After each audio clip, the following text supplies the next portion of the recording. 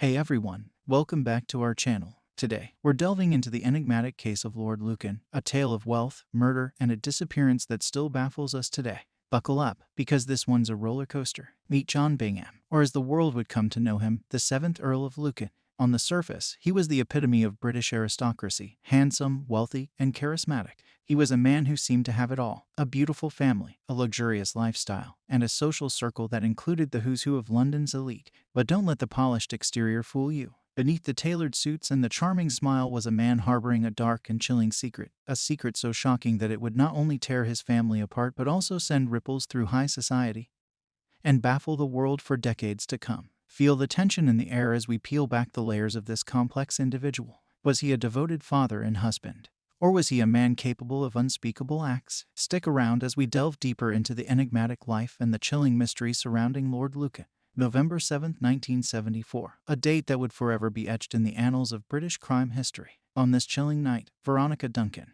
the estranged wife of Lord Lucan, staggered into a local pub, her face etched with terror and disbelief. Her eyes, wide with shock, told a story before she even spoke a word. Gasping for air, she unfolded a tale so horrifying that it left the patrons of the pub frozen in their seats. Veronica claimed that her husband, the seemingly perfect Lord Lucan, had just committed an unthinkable act. He had brutally murdered their family's nanny, Sandra Rivet, in cold blood. But he didn't stop there. According to Veronica, Lucan had then turned his murderous intent towards her, and she had narrowly escaped with her life. Imagine the sheer horror of that moment. A mother, a wife, running for her life from the man who had once vowed to protect her. The room fell silent as everyone absorbed the gravity of her words. Could Lord Lucan, a man of such high standing, really be capable of such heinous acts? The night was far from over, and the search for Lord Lucan had only just begun. Just when you thought the story couldn't get any more twisted, enter the Maxwell Scotts, close family friends of the Lucans. Now, these aren't just any friends. These are people who have shared holidays, celebrations,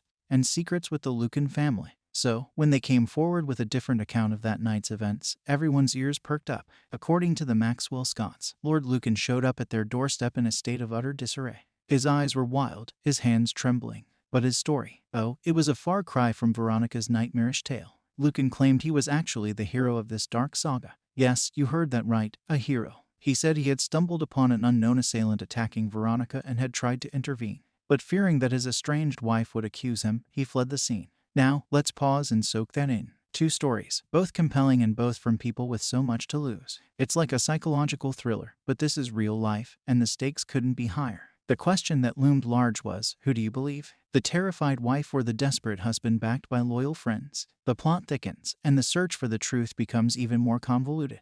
Alright, folks, let's talk about a theory that's as haunting as it is perplexing. Picture this: Lord Lucan, lurking in the shadows of his own home, weapon in hand, eyes squinting in the dark. He sees a figure, female, familiar. In his mind, he thinks it's Veronica, his estranged wife. He strikes. But oh, the horror when he realizes it's not Veronica. It's Sandra Rivet, the innocent nanny who had nothing to do with their marital discord. Could it be? Could a man, so calculated and so poised, make such a fatal mistake? Or was this all a convenient alibi, a desperate attempt to escape the noose tightening around his neck? The jury had their say. And let me tell you, they weren't buying the tragic mistake narrative. It took them just 30 minutes, half an hour, to decide that Lord Lucan was guilty as charged. No ifs, ands, or buts. The warrant was out, and the manhunt began. But let's not forget, theories are theories for a reason. They fill the gaps that facts leave behind. And in this case, the gaps are many and the facts are disturbingly scarce. Okay, let's talk about the moment that had everyone on the edge of their seats, the verdict. Imagine being in that courtroom, the tension so thick you could cut it with a knife. The jury exits, and within half an hour, they're back.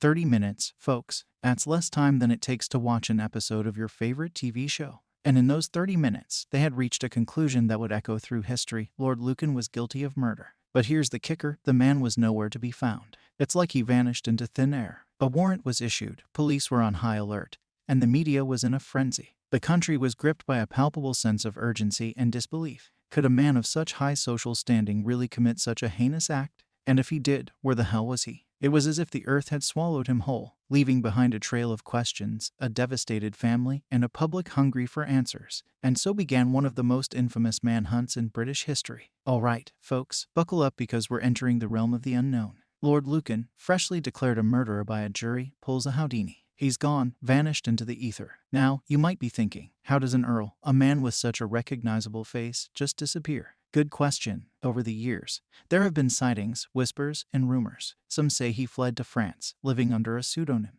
Others claim he made his way to Africa, hiding in plain sight. There's even a theory that he joined a monastery in India, seeking spiritual redemption for his sins. But here's the thing, none of these leads ever panned out. It's like chasing a ghost. Imagine being his family, his children, waking up every day not knowing if their father is alive or dead, a hero or a villain. The emotional toll is unimaginable. And for us, the public, it's a mystery that has captivated our imagination for decades. Lord Lucan is the epitome of an enigma, a puzzle that has yet to be solved, leaving us all in a perpetual state of wonder and disbelief. Alright, let's take a moment to talk about the real victims in this twisted tale, the family. Imagine being one of Lord Lucan's children. One day, your father is there, reading bedtime stories, attending school events, and then, poof, he's gone. Not just gone, but accused of a heinous crime. How do you reconcile that? How do you look at family photos the same way again? And then there's Veronica, Lucan's estranged wife. She didn't just lose a husband, she lost any semblance of a normal life. She walked into that pub on that fateful night, bloodied and shaken, and from that moment on, she lived under a cloud of suspicion, of gossip, and of never-ending tragedy. She had to raise her children in the shadow of this unspeakable event. And that cloud never really lifted, not even until her last breath. The emotional and psychological scars run deep, folks. This isn't just a sensational headline. It's a lifelong sentence of sorrow and unanswered questions for a family that didn't ask for any of this. Okay, folks, let's talk about the legacy of this case. You know, it's been decades, but the world just can't seem to let go of Lord Lucan. Why is that? Is it the allure of the high society he came from? The gruesome details of the crime? Or is it the enigma of a man who vanished, leaving us with more questions than answers? You see, Lord Lucan has become more than just a man, he's a symbol of the dark underbelly of wealth and privilege, of the human capacity for violence, and of the mysteries that can remain unsolved even in our modern age. His story has inspired countless books that fly off the shelves, documentaries that get millions of views, and internet debates that rage on into the night. But let's not forget, at the heart of this enduring fascination is a real tragedy. A woman lost her life, a family was torn apart, and a man, guilty or not, vanished, leaving a void filled only by speculation and myth. So, as we consume these stories, let's remember the human cost and the real lives that were forever changed. Wow, what a journey we've been on today, right? The Lord Lucan case is like a maze with no exit, a puzzle missing its final piece. It's a story that has everything: wealth, betrayal, murder, and a disappearance that still baffles us nearly half a century later. So, what do you think? Is Lord Lucan sipping cocktails on a secluded island?